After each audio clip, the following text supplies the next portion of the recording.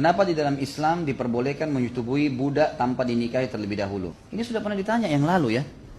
Saya ingat betul pertanyaan yang serupa ini di pembahasan kita Suhaib Ar-Rumi, teman-teman sekalian. Pertama, ini adalah hukum Allah. Belajarlah mengagungkan kalimat Allah dalam hati, teman-teman. Apa kata Allah dalam surah Al-Anfal? A'udzu billahi minasyaitonir rajim. Innamal mu'minuna alladzina idza dzukirallahu wajilat qulubuhum wa idza tuliyat 'alaihim ayatuhu zadatuhum imana wa 'ala rabbihim yatawakkalun. Sesungguhnya orang-orang yang beriman itu adalah orang-orang yang kalau disebutkan saja namanya Allah, hati mereka bergetar.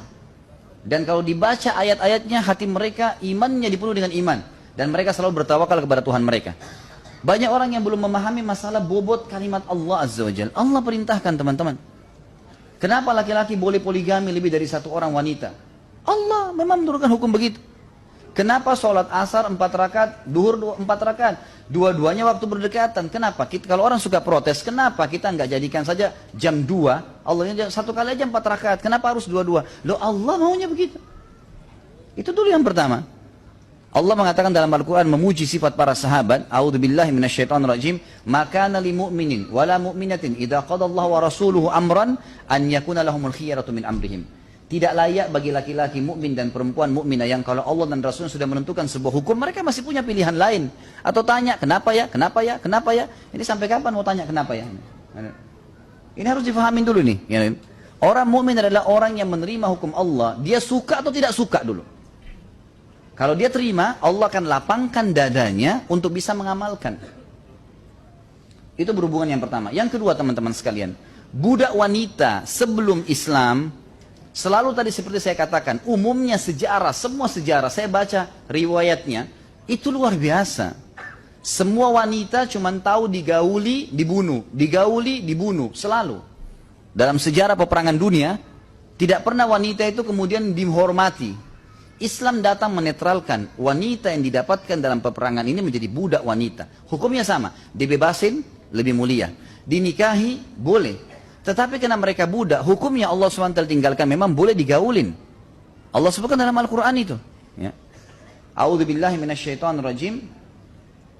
Walladzina hum li furujihim hafidun illa ala azwajihim aw ma malakat aymanuhum fa innahum ghairu malumin. Mereka, orang-orang beriman adalah yang selalu menjaga kesucian, kehormatan, kemaluan mereka, kecuali pada istri-istri mereka, atau memang yang didapatkan dengan tangan kanan mereka. Allah halalkan, gitu kan? Memang sudah begitu. Disebutkan oleh beberapa ulama, apa hikmahnya sih sebenarnya? Pertama, karena dia budak, bisa diperjualbelikan, maka dengan terhalalkannya cara seperti ini, dalam syariat, maka si tuan akan memberikan hak si budak tadi. Memberikan pakaian, memberikan naungan, gitu kan? Menyiapkan tempat tinggal, karena disuruh oleh Nabi SAW tadi, budak harus dilakukan seperti itu. Yang kedua, salah satu cara pembebasan budak, saya tadi belum sempat jelaskan poin ini. Salah satunya adalah kalau budak wanita digaulin oleh tuannya, dan ini memang tanpa pernikahan, hukum syar'i begitu. Dan kalau dia hamil, dia punya anak, maka dijelaskan dalam buku fikih namanya Ummul Walad. Kalau teman-teman baca buku fikih, judulnya Ummul Walad, gitu kan? Ummul Walad ini maksudnya adalah si budak tadi hamil dari tuannya. Seperti kasus Maria radhiyallahu anha hamil dari Nabi SAW, sementara Maria bukan istri, hamba sahaya. Lahir Ibrahim, anak Nabi SAW.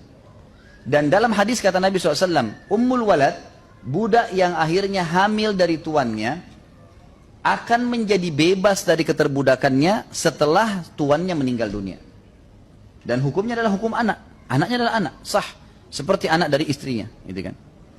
Itu hukum dari syariat kita. Sudah begitu hukumnya.